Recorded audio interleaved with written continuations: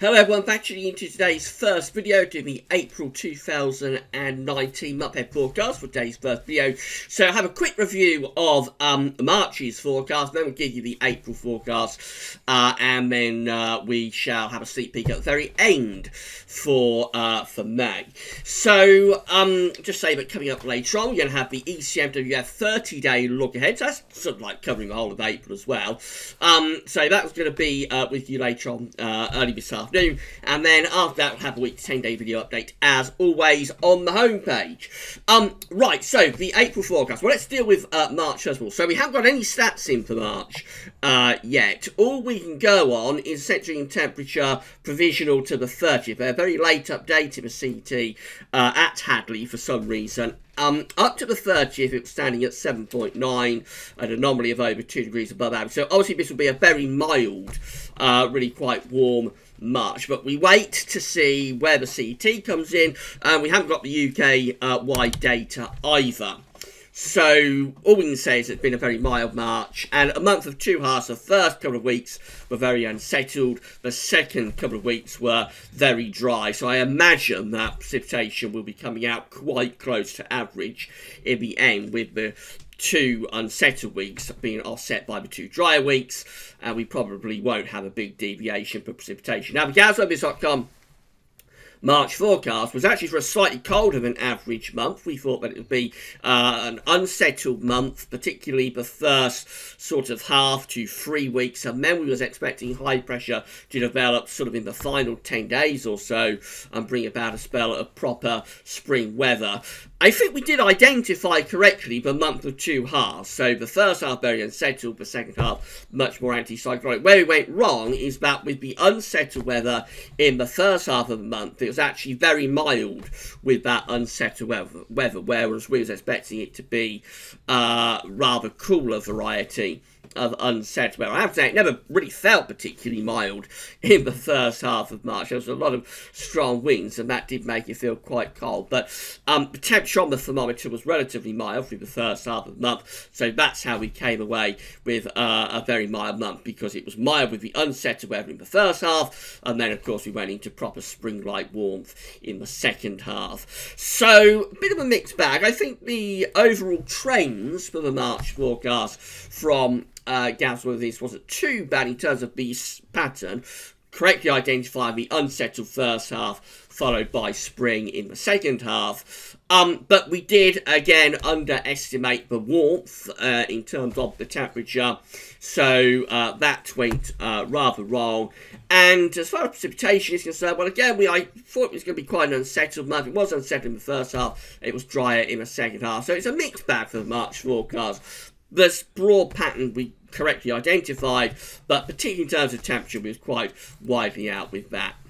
Right, so let's get on with April, and this is what the CFSV2 is forecasting for April 2019, and it's going for a large area of above average heights to be sitting to our east-northeast and also extending out into the Atlantic as well, with low pressure out to the northwest. That's sending the jet stream off up there, and we're probably bringing in east to southeasterly winds too. So that will bring quite a bit of dry weather, I think, for April. The Atlantic is rather blocked off. We're close to an area of high pressure. You would expect a fair amount of dry weather with that. Winds, as I say, are in from the east or the southeast. Temperature anomalies are coming out close to average with the CFS to Western Europe. So for the UK, for Ireland, for France, for Spain, for Portugal, close to average there.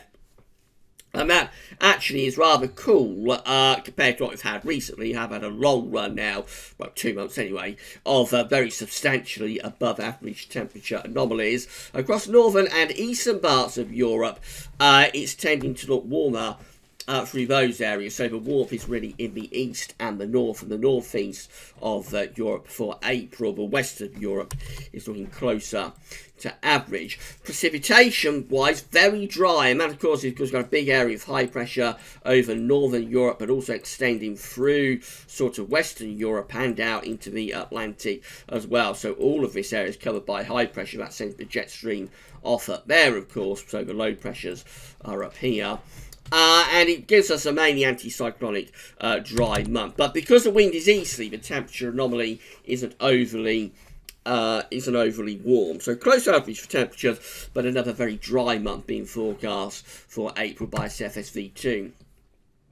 Bayesian climate centre is looking like this. These are 500 millibar heights broken down into 10-day periods. The first 10-day period takes us from the 1st through to the 10th of April. So Bayesian climate centre for the first 10 days of the month has above average heights, high pressure in the middle of the Atlantic, with below average heights extending through the UK into western parts of Europe. That will send a jet stream in that sort of direction. So rather cool, rather unsettled to start off with for April. Then high pressure comes back from the 11th to the 20th of April. We build this ridging to our east.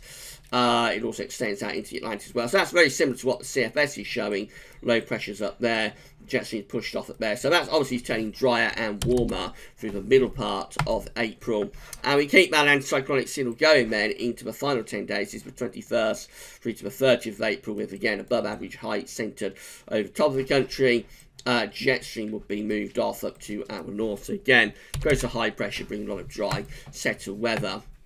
So if just have a quick look at the temperature, the 500 millibar height anomaly, which we don't seem to have actually, so that's gone rather wrong. I'm going to show you the 30-day 500 millibar height anomaly, but that's disappeared. So what we're going to show you instead is going to be the temperature anomaly for the next month. So this is taking us from the 1st through to the 30th of April. Temperature anomalies are coming out a little bit milder than average. Then it's going for a slightly milder than average month. Precipitation anomalies are coming out a little bit drier than average, so rather mild and dry April being forecast by the Bayesian Climate Centre. I'm going to pause the video there, and I'll have to get up the 30-day 500 millibar height anomaly, so I'll be back very shortly.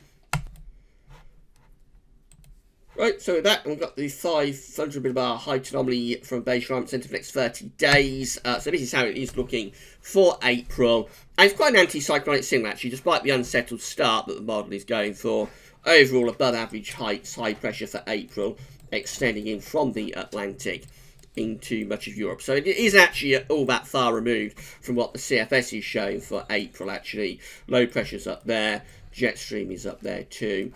And then we've got this ridge to our east, northeast, and also out to our west. So overall, both models are going for quite an anticyclonic sort of April in the end, despite the fact it starts off rather unsettled.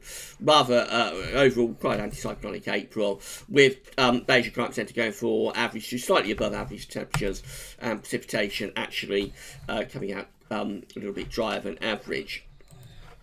So I suspect that's what we have to go for, really. I think we probably do have quite an anticyclonic month again ahead of us. So we start off unsettled, obviously at the moment, quite cold, quite unsettled. But I don't think it'll be too long before high pressure takes. So that high pressure is likely to be sitting to our north and east, so bringing in quite a lot of easterly winds through the first half of April, which probably won't be overly mild. So probably quite chilly and dry in the first half of April, I would have thought, once we get this unsettled spell out of the way.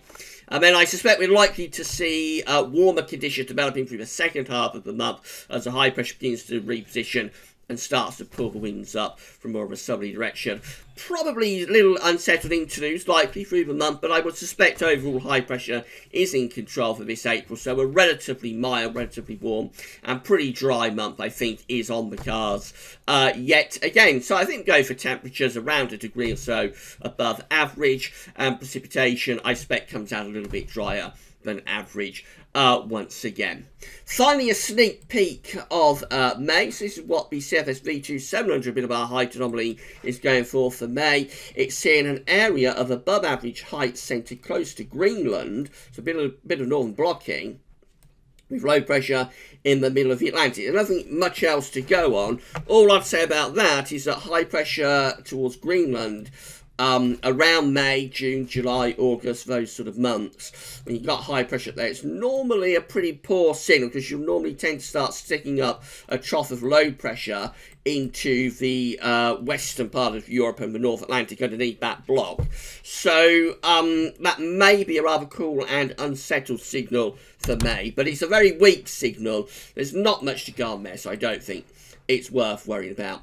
So coming back to the April 2019 forecast, we're going for a rather warmer than average month once again, although it probably does have quite a chilly and unsettled start, but overall probably quite a high pressure dominated month, a little bit above average with temperatures, and probably quite dry again, although we do have a rather more unsettled start. Right, we'll be back very shortly with the ECM 30-day look ahead for the UK and for Europe too, so come back for that.